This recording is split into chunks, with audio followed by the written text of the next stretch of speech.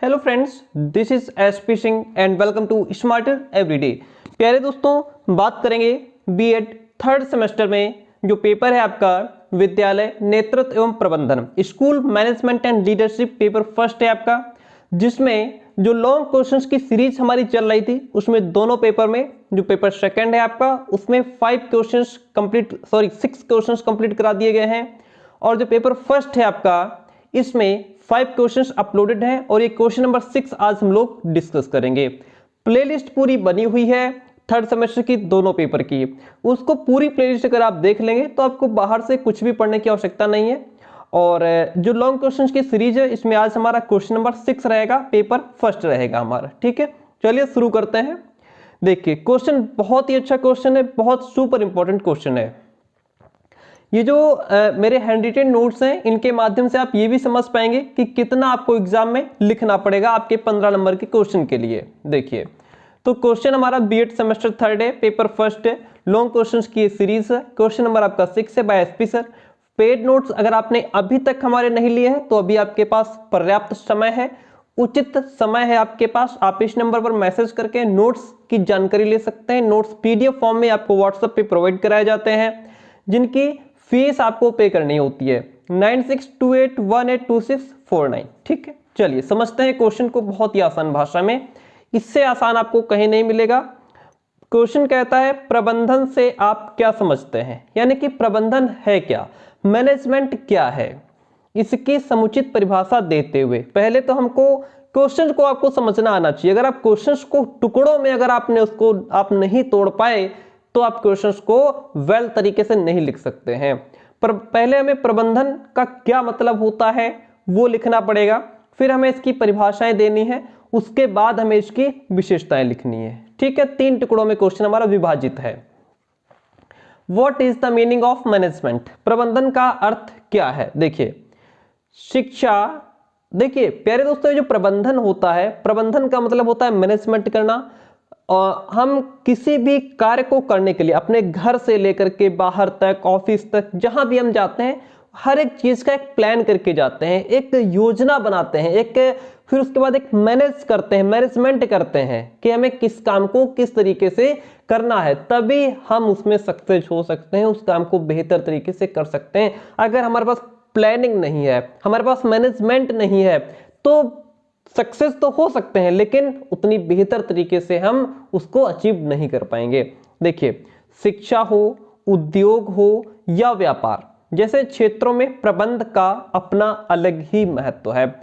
Education में हो, कोई व्यापार हो, आपका कोई उद्योग धंधा हो, उसमें मैनेजमेंट बहुत इंपॉर्टेंट। जितना कड़क, जितना अच्छे तरीके से आपका मैनेजमेंट होगा आप उतनी ही जल्दी ऊंचाइयों पर पहुंचते चले जाएंगे।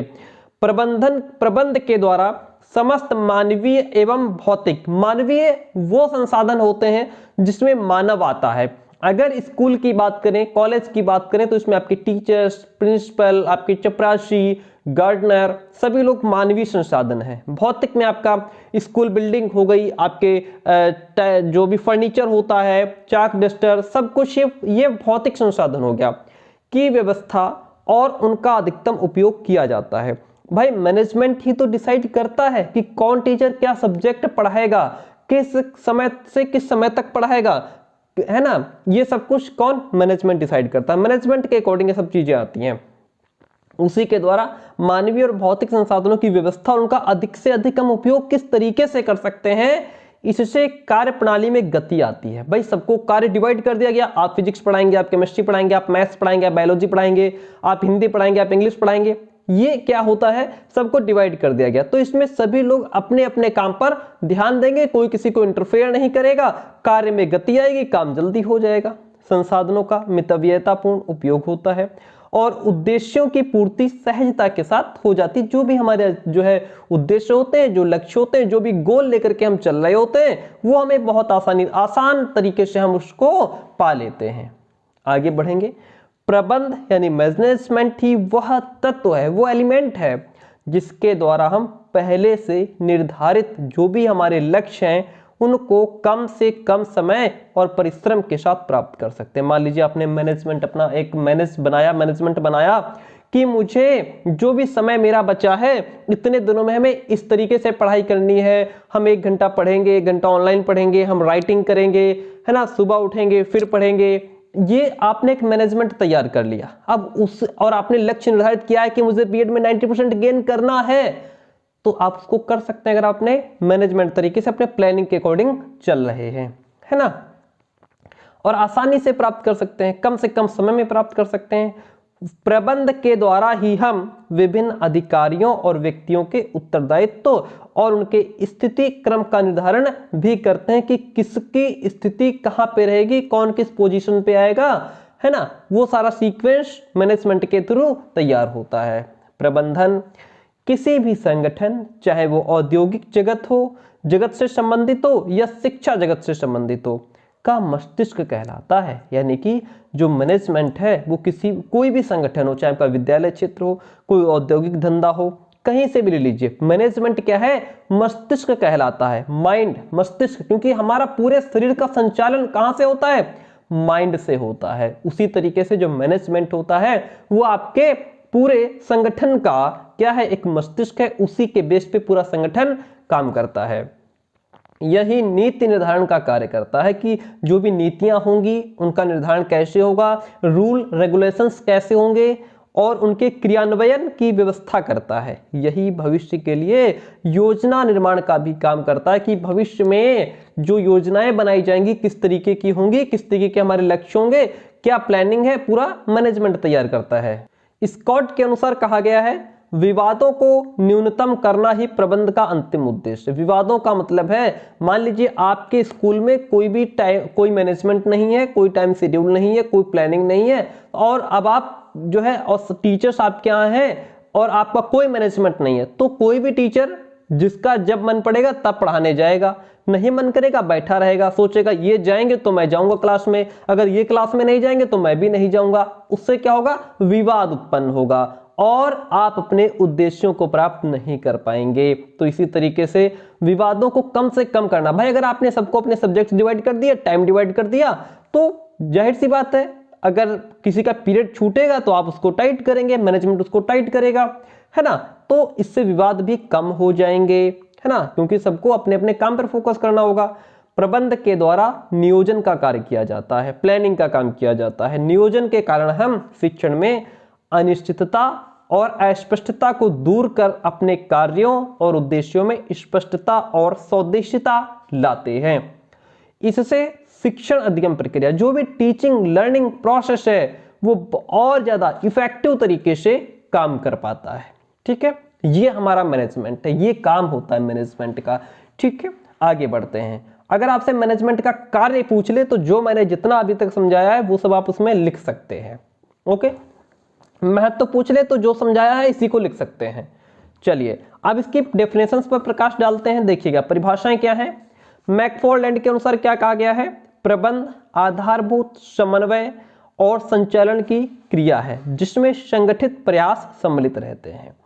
जॉर्ज टेरी के अकॉर्डिंग कहा गया है कि पूर्व निर्धारित उद्देश्यों की प्राप्ति के लिए, जो ऐसे उद्देश्य जो पहले से निर्धारित हैं उनकी प्राप्ति के लिए मानवीय और अन्य संसाधनों का उपयोग करने की जो एक सुनिश्चित प्रक्रिया है वही प्रबंधन है।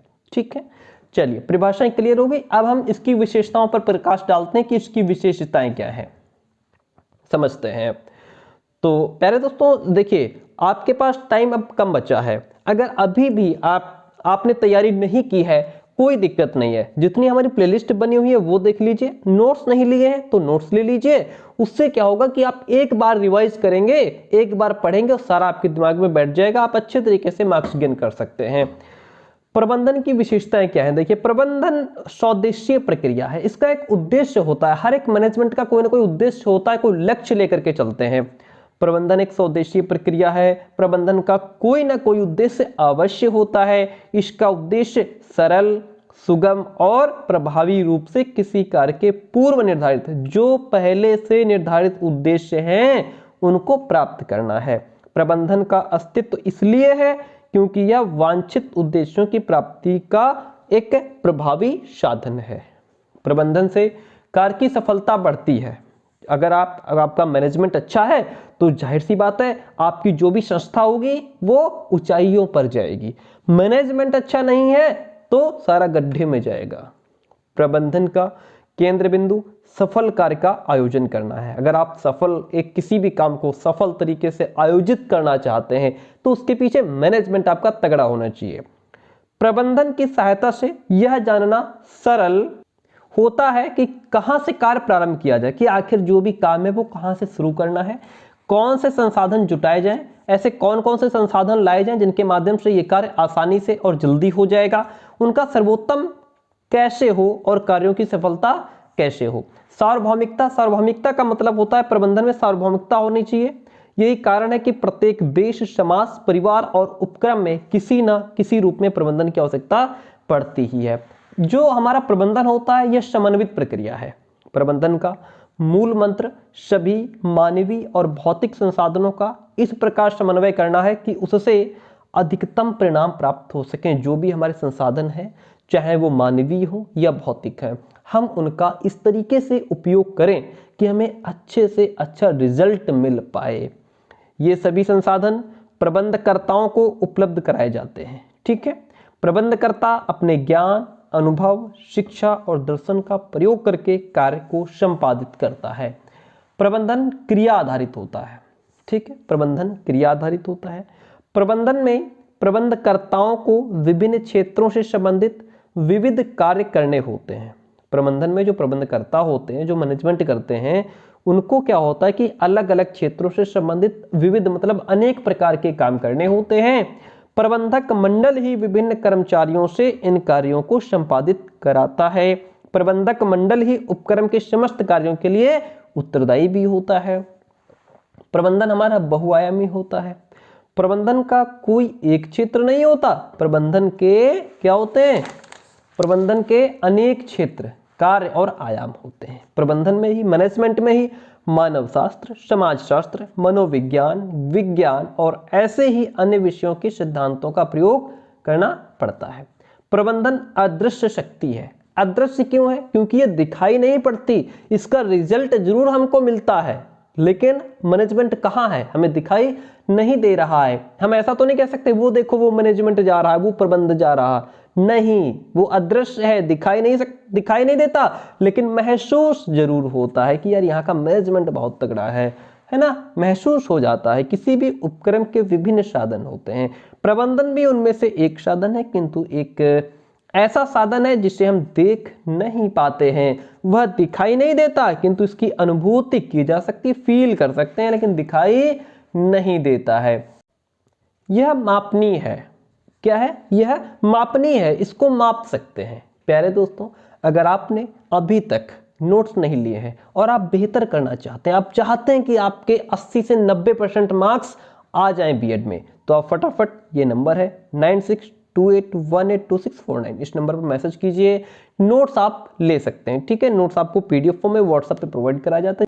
प्रबंधन को उत्पाद और परिणामों के संदर्भ में मापा जा सकता है। कोई प्रबंधन कितना सफल है, कितना सक्सेसफुल हुआ है और किसी प्रबंधन के क्या रिजल्ट हैं, क्या परिणाम उसका निकला, इसका अध्ययन उत्पाद और परिणामों के आधार पर किया जा सकता है। तो प्यारे दोस्तों, क्या समझा हमने? प्रबंधन की विशेषताएं समझ ली, और ये प्रबंधन की हम क्या पढ़ रहे थे, विशेषताएं। हमने प्रबंधन की परिभाषाएं पढ़ ली और हमने प्रबंधन से क्या मतलब प्रबंधन होता क्या है, इसको बहुत आसान भाषा में समझ लिया।